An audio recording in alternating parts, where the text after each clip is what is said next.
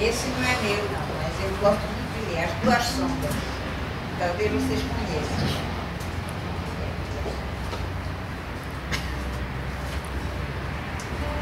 Do Olegário Marinho.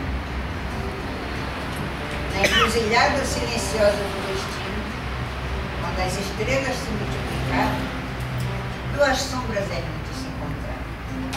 A primeira falou: nasci de um beijo de luz, sou força, vida, alma e esplendor. Trago em mim toda a sede do desejo, toda a ânsia do universo. Eu sou homem. O mundo se desanima a meus pés. Sou delírio, loucura e tu. Quem eu sou? Eu nasci de uma lágrima. Sou flama do teu incêndio que devora.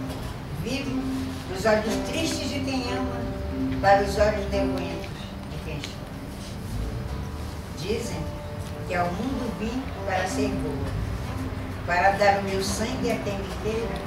Sou a saudade, a tua companhia, que puxa, que consola e que perdoa. Na encruzilhada silenciosa do destino, as duas sombras, comovidas, se abraçaram e desde então nunca mais se separaram.